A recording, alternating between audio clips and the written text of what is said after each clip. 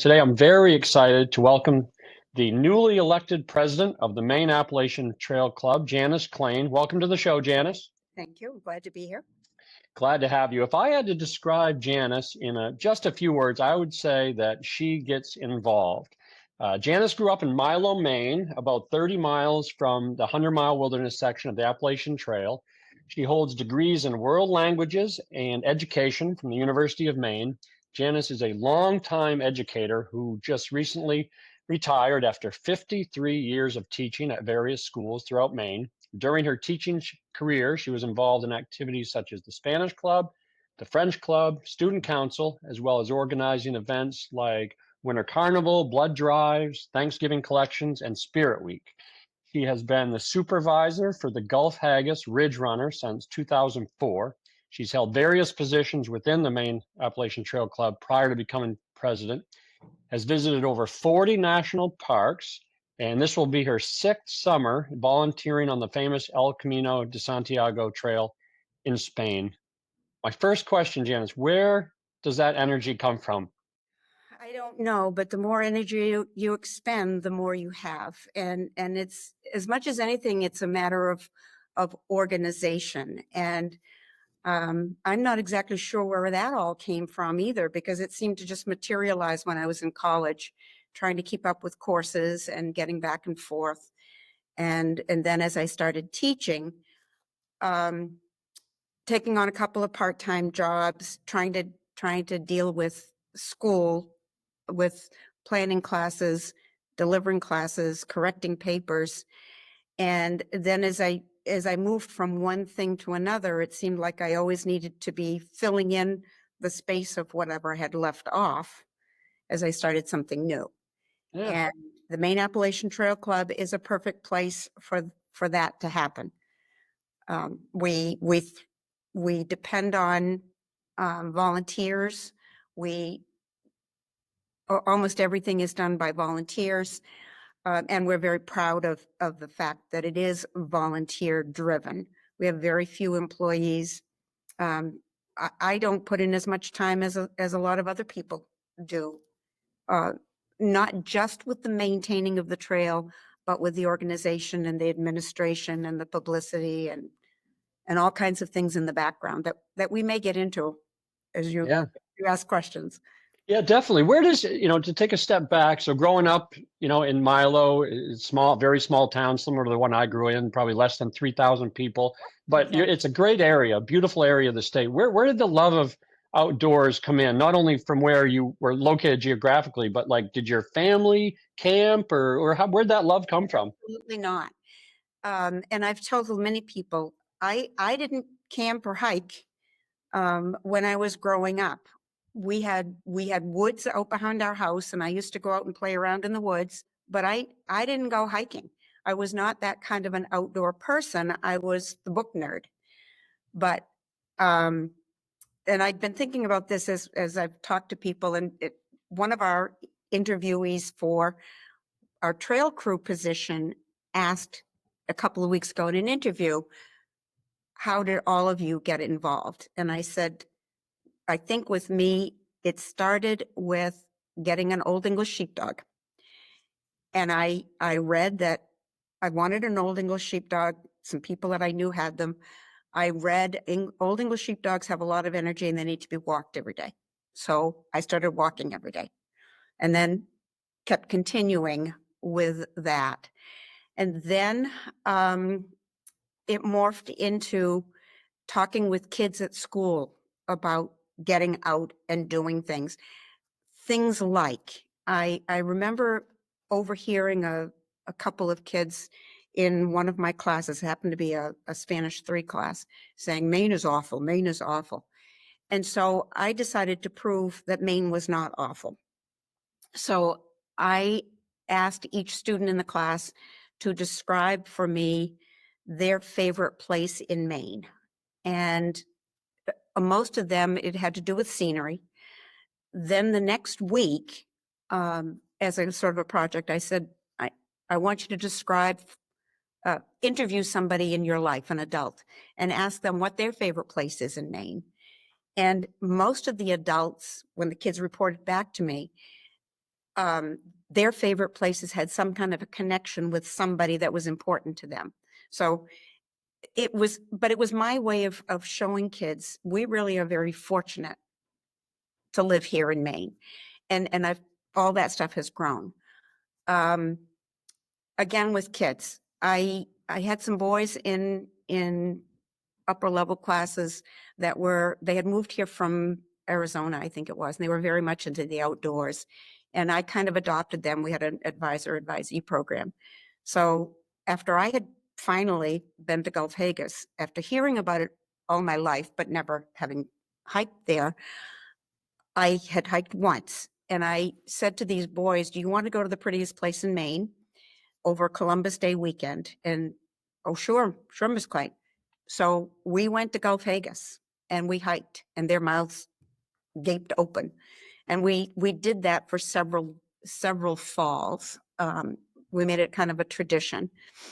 One of those boys said to me the year that he graduated, he said, I'm going into the military. I've never climbed Katahdin. We need to climb Katahdin. So I organized a trip to Katahdin. And then it just kept growing from there. So, Yeah.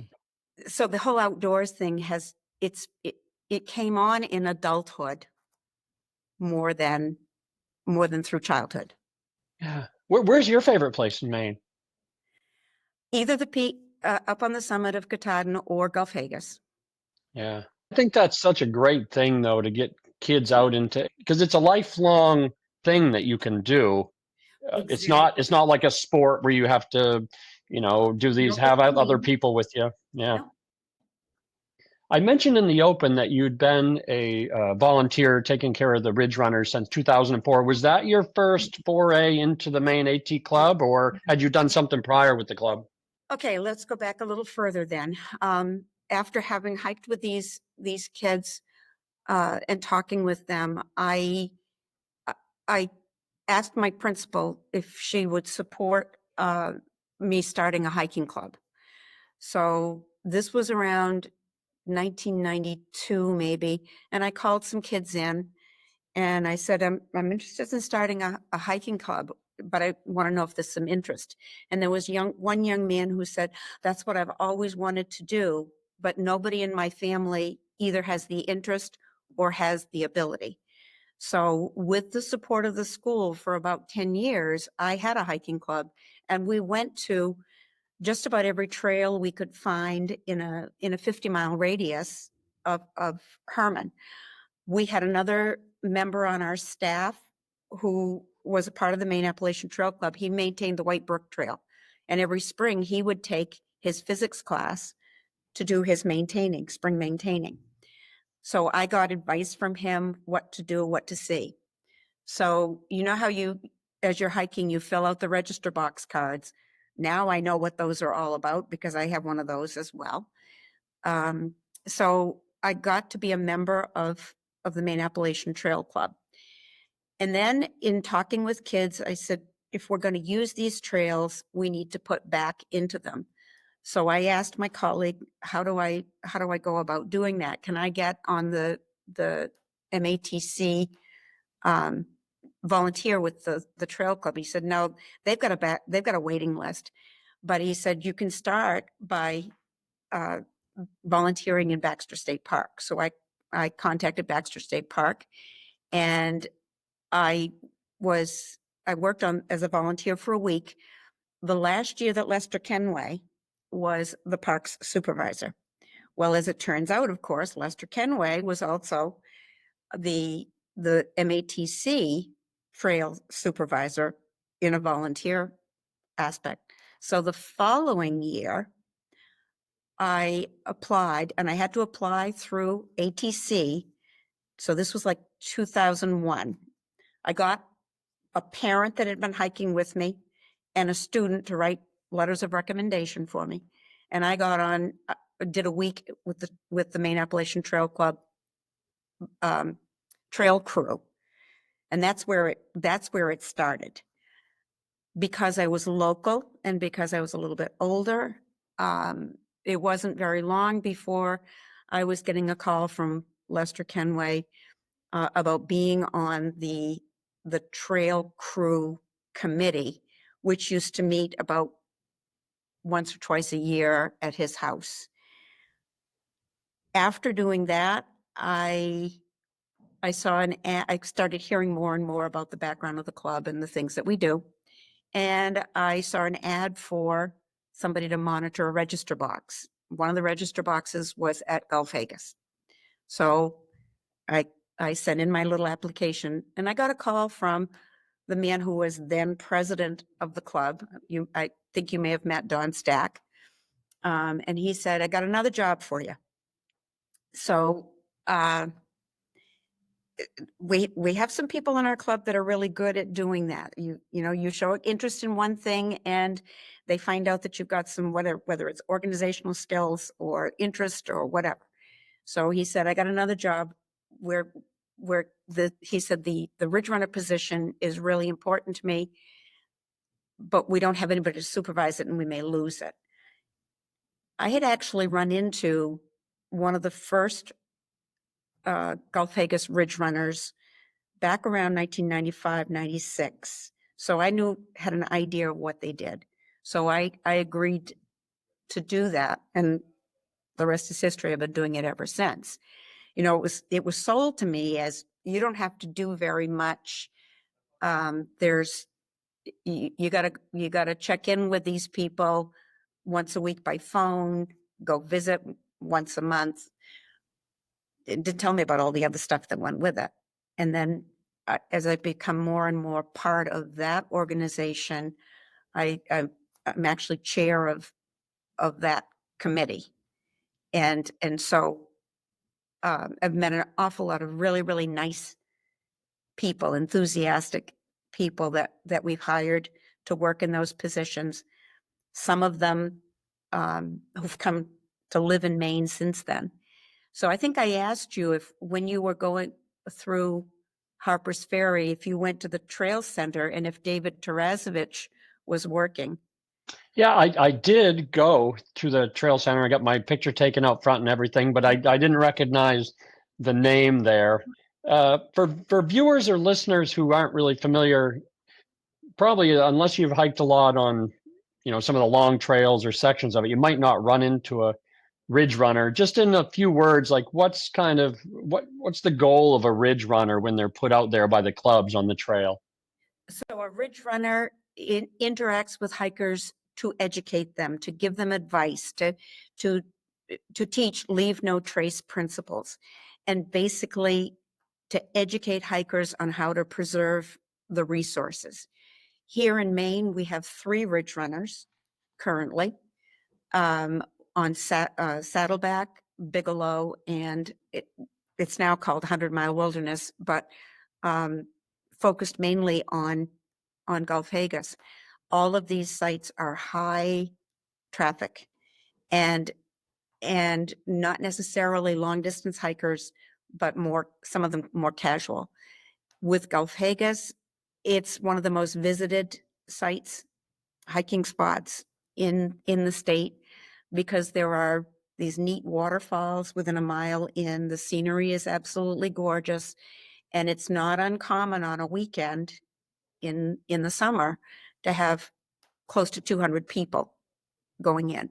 So the Ridge Runner on the weekends kind of monitors the river crossing to ask people, have you been here before? Do you know where you're going? Do you have a map? Do you have water? Here's some ways that you can do this hike, because when you go to Gulf Hagas, you can do the whole loop, or there's ways to accommodate different levels of ability. But then for the long distance hikers, the big priority is, are you ready for Baxter? Are you ready for the rules that are there? Do you need to know? Did you visit the visitor center in Monson so that you know what to expect when you get to Baxter? Then the term Ridge Runner comes because they patrol an area, just monitoring, picking up trash. That's part of it, but making sure that if there are issues that need to be taken care of, that the district manager knows about it. If there are people along the way, you advise them on, where's the water? Uh, what can you do to make it better for yourself and for others that want to use the trail? Yeah, that's a good explanation. I've found that the ridge runners, from my point of view as a trail maintainer, they're on the trails north and south all the time. So if a tree falls down, I can't be out there every day, but they are, and then a quick email or text, and then I can get out there and take care of that tree down. You taught, obviously you loved teaching, and teaching for 53 years. So you're retired now.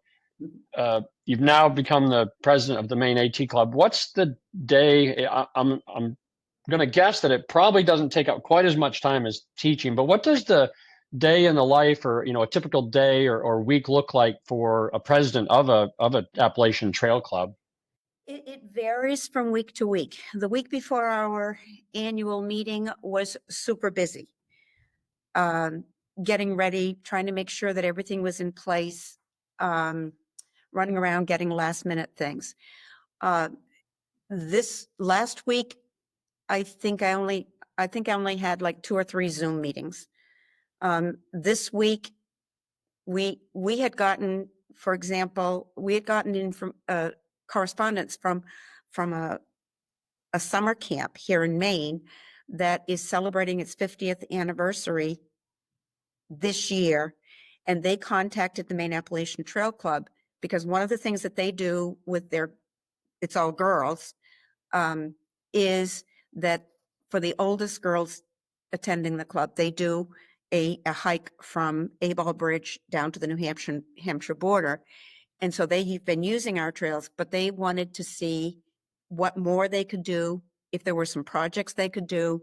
They're having a 50th anniversary celebration this summer. Would we like to have a presence there? And can they help with raising some money? So on Monday, we had a Zoom meeting to talk about that. Tomorrow night, we've got a Zoom meeting to talk about operations at the Trail Center. And then Friday night, we've got an executive committee meeting.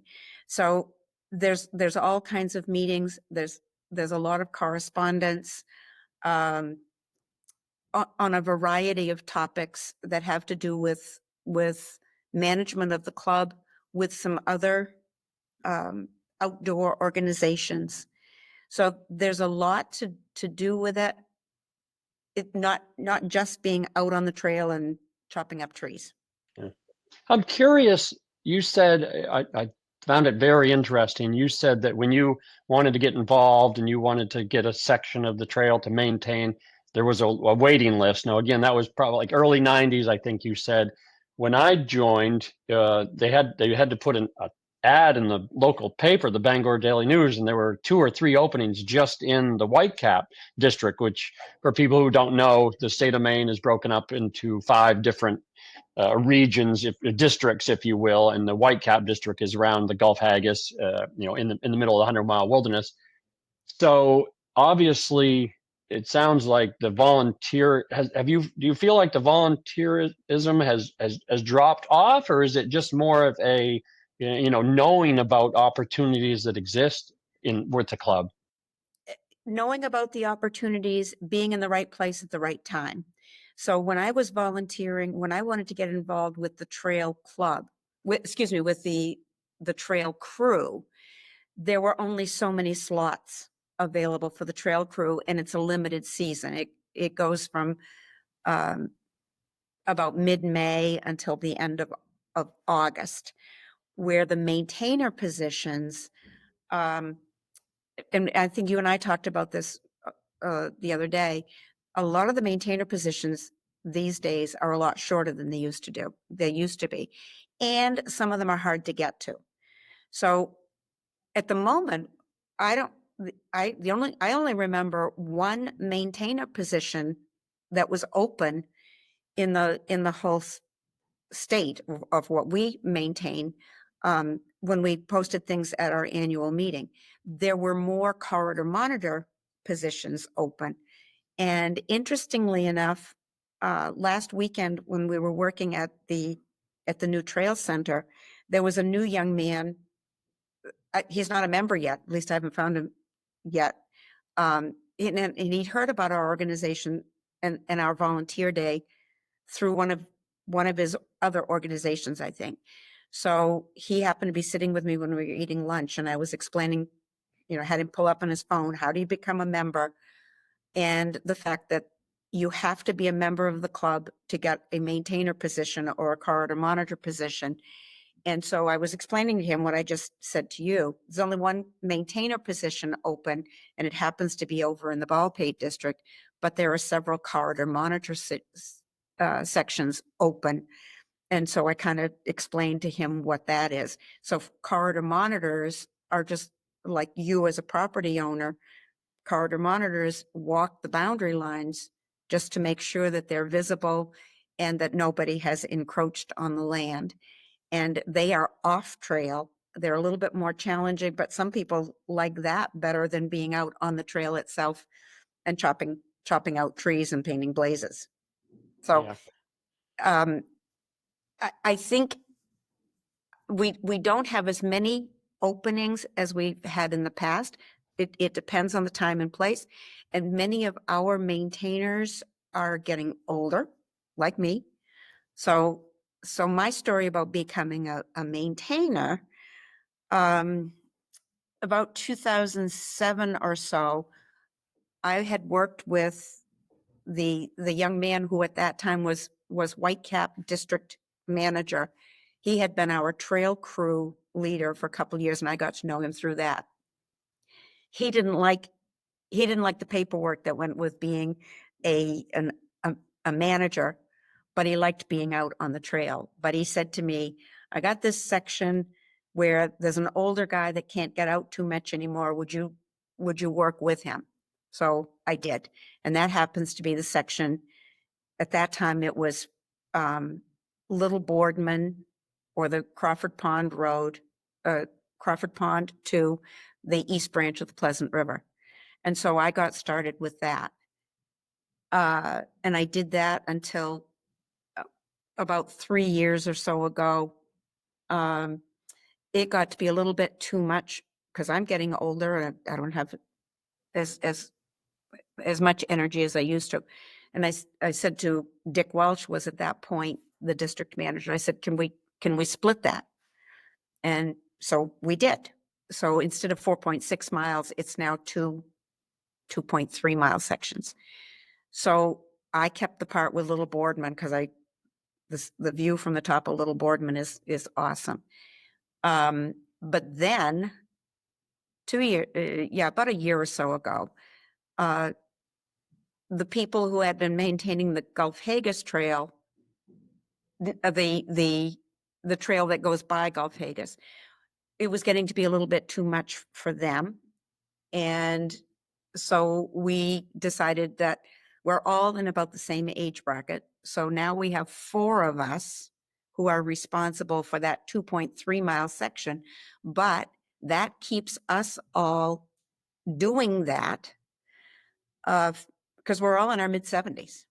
So it's now 4 of us that are maintaining that section, but we'll make sure that it's well taken care of.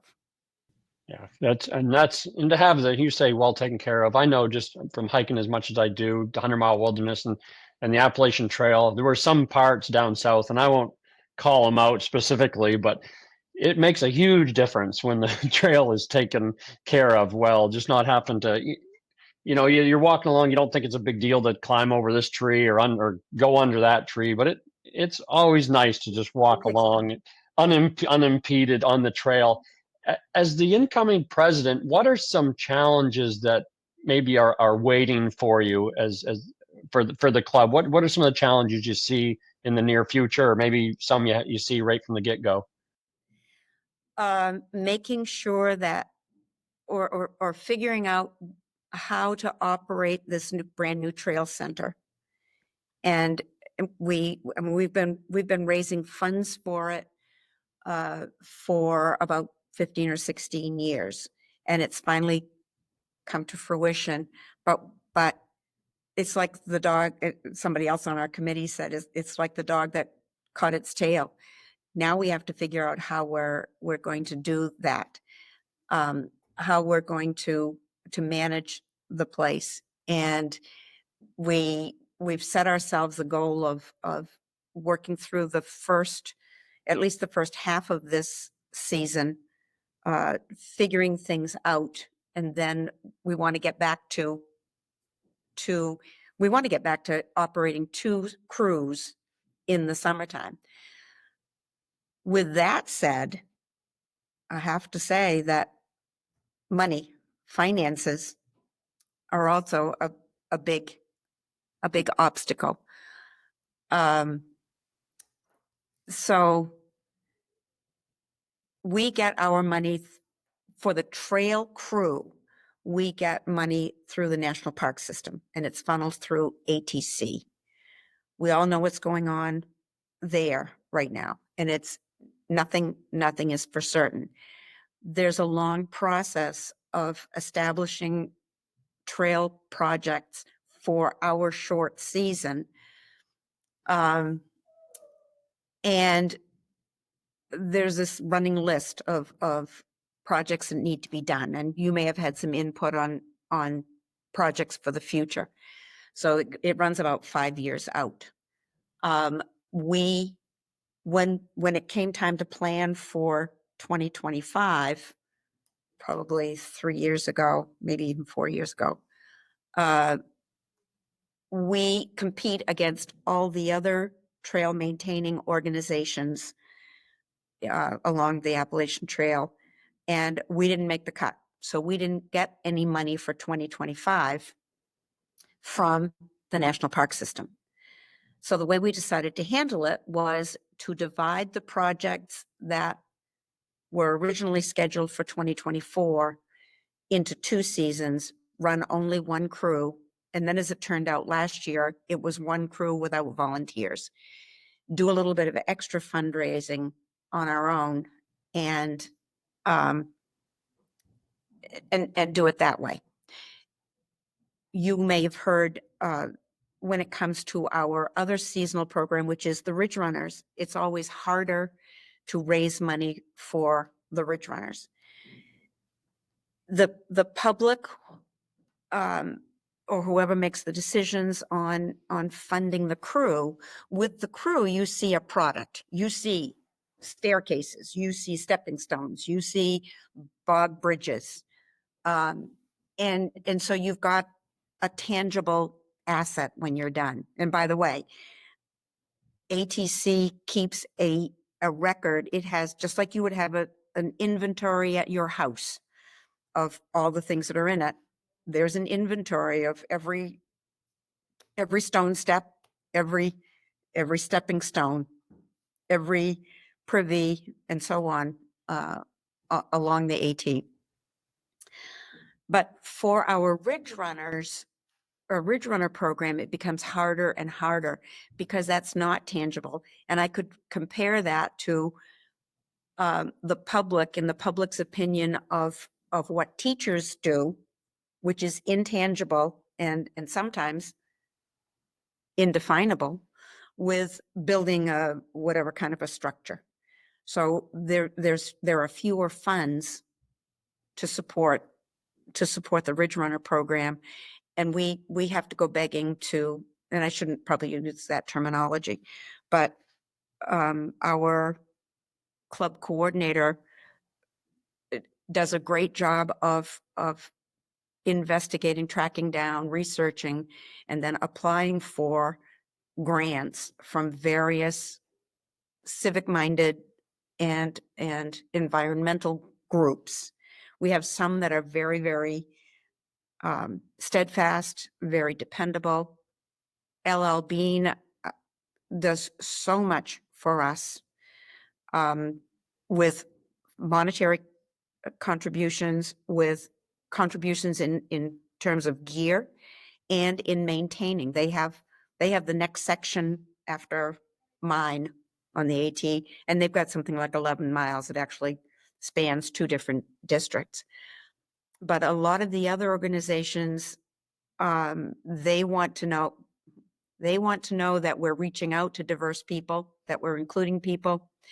They want to know that that their money is well spent, but it's an indefinable thing because it's more about talking to hikers, educating hikers. And we have statistics on the numbers of people that use the trail, but it's hard to say, you know, we saved this life or we saved this tree or whatever. Where with the trail crew, it's, you've got that 780 stone step staircase on the north side of Whitecap.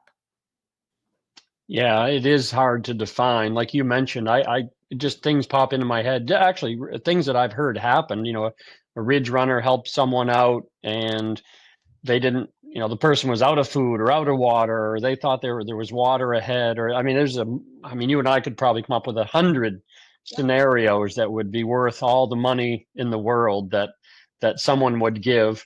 What you mentioned, the projects had been split up. What are some of the projects? I know that the club put some brand new privies in last year, a couple of them on the 100-mile wilderness, as well as bear boxes, which we had never had before, which was awesome. What do you got going on for 2025 for projects? I think you're aware that the club has been replacing all of the pit privies over the course of the year, of the last, I can't remember exactly how many years, and I should know, but we're more than halfway. So the controversy when we started with this was, we've got some privies that need to be upgraded, but we're on federal land. So if you're building a new structure on federal land, it has to be handicapped accessible. So we argued for a long time about that before we ever started doing it. And, you know, we had people saying, that's stupid. Who handicapped is going to get to the top of Chairback, to go up to Chairback Gap? But then the counter to that was, you can't tell somebody they can't go someplace, but once they're there, you've got to provide a place for them. And also, handicapped is not the equivalent of wheelchair. It's many different things. But we finally got that through, and we started this project of replacing, I think it's 26, all of our privies. And our campsite committee has come up with a wonderful design that is now being offered as a template to other trail maintaining groups for moldering privies that are easier to take care of, better for the environment, and they are handicapped accessible. So we've been replacing them three per season, and I think we only got 3 more seasons to go. So this year there will be 3 more. Last year there were 2 that were in the 100-mile wilderness, fairly close together. And I don't know if you were part of the helicopter lift. I was on my through hike. That's right. I saw the video of it. I was really sad that I missed it. Yeah. So in order to get, because both of them were high up, and one on a side trail and one on the main trail, but to get the materials.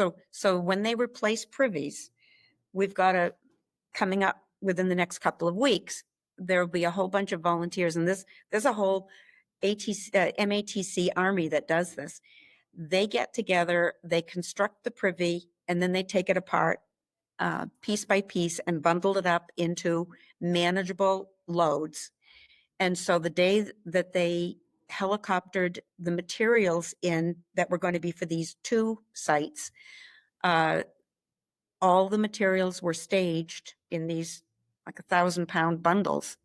And then they were helicoptered to the site where they were going to be used. And then a week or so later, people came in and constructed the privies. So we've got, and I'm forgetting, I think one this year is Baldpate, and I think one might be Rainbow Spring. Yep. And I can't remember what the other one is. Two of them are going to require helicopter lifts for the materials, and they're not close together so that they can be done on the same day like like they were. But we have a bunch of tough guys that like to do this because it's a good opportunity. It's a community that gets together. It's like an old barn raising, and they'll get together and they'll pre-build, and then they'll be there. Then they'll go in and they'll prepare the site, and then on the day of the privy build, or it's usually a weekend, they build a brand new privy, and they just love it. Yeah, well, I was super excited because when I came through my section, which is Chairback Gap lean-to and then south down to the Cotton Ironworks Road, that brand new privy was there, and I had some of my trail friends with me, and I was bragging it up. I was like, wow, look at this. It was amazing. And then the bear box too. So I'm really excited to get out there soon and check it up and take care of it, because I've been in some, and I'm sure you have too, some really, for lack of a better word, nasty privies, and when you'd rather just go in the woods rather than in the privy, that's a bad sign. But those things are beautiful out there now, the ones that have been replaced. Yeah. Yeah. And the way you just said that, one of the jobs of the ridge runners has been, I won't say monitor those privies, but dealing with the people who did not want to go into that privy and, having to do the cleanup afterwards. It sounds like, just from the numbers, because you've been out, well, since the early 90s now, long before I even stepped foot on the AT. Anecdotally, we hear there's a lot more people now getting out and hiking. And I know when groups such as the young ladies group you mentioned come out, they're usually pretty good about contacting the MATC to let them know they're coming through. Have you seen that increase that we kind of hear about through the years in the hikers out there? COVID changed everything. So the numbers that we're seeing, they were building. The COVID year, they slacked off, and then it took a while to get back. The last report I read from our agency relations committee was that numbers of hikers were not quite still had not come up to quite where they were before COVID. Anecdotally, we know that there are a lot more people getting out using trails, but they may not be going those long distances. Also, you have a lot of other long distance trails that people are using. So you hear a lot more about people doing the PCT or we have one club member that's done just about every long distance trail in the country, including the Dream, I think it's called the Dream Trail, that goes from East Coast to the West Coast. So I feel like there are more people using trails, but it may not be in the same concentrated way that it used to be. I see. Okay. Yeah, I think that's a really good point. A lot of people that hike in Maine, especially, and then of course through hikers either going northbound or southbound. There's a lot of talk always about Baxter State Park. What's the relationship between the MATC and Baxter State Park? There are a lot of discussions. We try to do as much as we can to educate people. The people in Baxter State Park at times get overwhelmed with the long distance hikers who are coming in a different way and a less controllable way than the people who come through their gates. Some of the long distance hikers develop some habits along the way that are counter to the wilderness ethos or atmosphere that Baxter Park wants to maintain, and they want to maintain it because that was in the terms of Governor Baxter's will. So there have been a lot of discussions, and we try to work together. I haven't been involved with them yet, but I'm sure I will be now that I have this new position. There are discussions, regular discussions between MATC, ATC, and some of the other agency partners to try to make sure that relations are cordial and that we're helping each other out. But for the people from Baxter Park, the long distance hikers are, I won't say an unknown entity, but they are different from their normal ones. And the last time I was at a meeting that we were with Baxter Park people, they did say, it's like any large group. You have a couple of people that spoil the reputation for 80%, 90%. But those are the ones, it's just like being in my classroom. Two kids who take your attention for negative behavior kind of equal 20 kids that are there for the right reasons and that are very, very cooperative. I think that's a great analogy. Last question. I'd be remiss and I'd kick myself if I didn't ask you. I'm very interested in what volunteering on the El Camino looks like. How did you get into it real quick? And then what's that look like? It's a totally different thing. And I've done presentations on the Camino. So I got involved with the Camino because I teach Spanish and because I have a strong interest in history. And I started hearing about the Camino in the late 90s as a Spanish teacher. I got a former student of mine to go to Spain with me during a school vacation. We drove to Santiago. I got another former student to drive part of the Camino with me on another school vacation. And then I took a course in medieval art and architecture. And this was around 1999 or so. And I, right around then. So I was in a college course with all the teeny boppers, and they were doing their project for the course on things like witchcraft and, sex in the Middle Ages or whatever. And I did mine on the Camino because it has so much history and it has a lot of architecturally impressive places, buildings. So I did a lot of research into the history of it. And then I needed to go and walk it. So in 2003, I got another former student who teaches Spanish down in Camden to walk the Camino with me. And so that was one of the changing, one of the high points of my life, one of those life-changing events. It's been in existence since the 10th century. It was well developed through the 11th century with stone bridges and paths through the woods and so on. There are some places where it even intersects with stretches of the old Roman roads, which is, blows my mind that you're walking on places where the Romans walked. So, and then I did a lot more research, and my poor students in my classes had to hear all about it. In 2017, the Maine Appalachian Trail Club hosted a biennial meeting of ATC, and we were at Colby, and I organized a presentation on the Camino with my student and with two other people who had walked, who had hiked.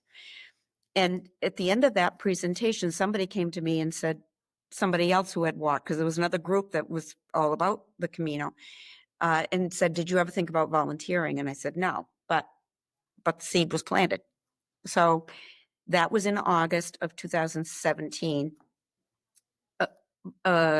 Early January 2018, this comes up again in my mind, and I did a Google search, and I found an organization that puts volunteers in hostels. The work that I do there is not about maintaining the trail itself. It's more about infrastructure. Well, sure enough, I got a message back from the person that heads this, they call them hospitaleros, so hospitalers, people that provide hospitality. And this woman explained that in order to be an hospitalero, like the Maine Appalachian Trail Club, if you're going to maintain a section, you got to be a member. So there were stipulations. So you had to have walked the Camino. You had to take a training course, and which is a lot like our Ridge Runner training, and you had to give 2 full weeks or half a month.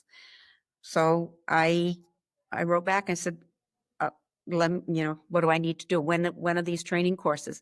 There was a training course over Memorial Day weekend.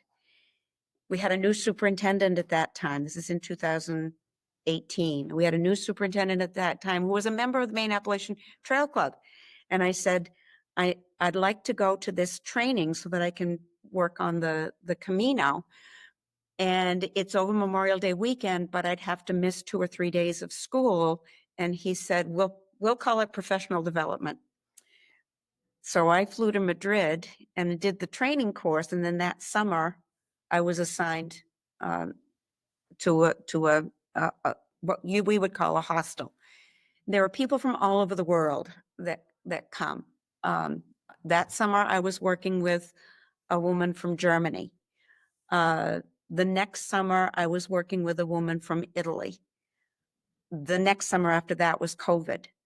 I've worked with people from Spain. I've worked with a guy from Brazil.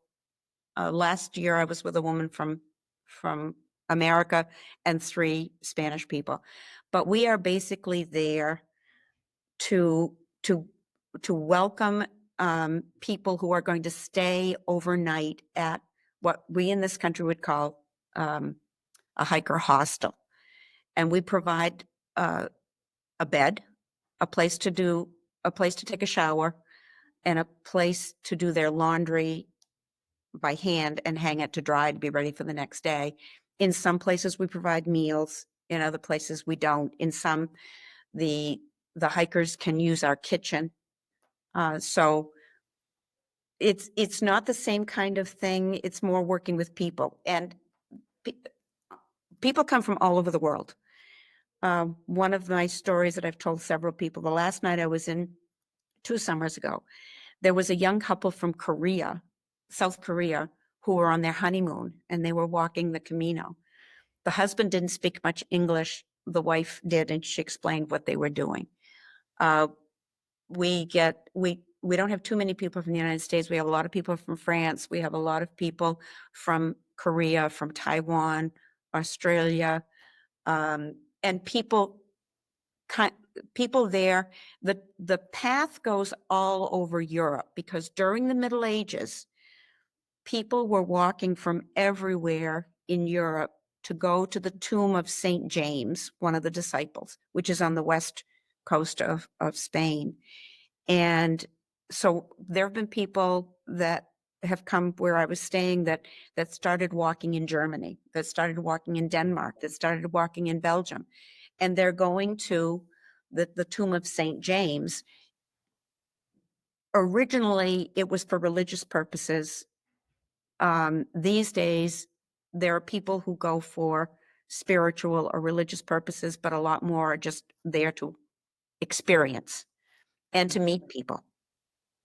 So That sounds really, really cool. I mean, it sounds right up my alley. I mean, first, hiking the Camino, that's definitely on my list. I don't know if it'll be the next long hike I do, but just to be around all those different kind of people, and then it's in the same atmosphere, and that whole hiker hostel vibe is just a lot of fun if you like that. Well, look, I've kept you a while. I could ask you questions all day. You mentioned the Maine AT Club's a big volunteer group. A lot of the clubs are, and I'm going to put links on how to volunteer or how to donate or things. Make sure I put this in the notes of the video, so if people want to help out, awesome. they certainly can. But thank you again very much. Thank you, and have a good rest of your day. All right, we'll talk to you soon. Okay, Bye-bye. thanks.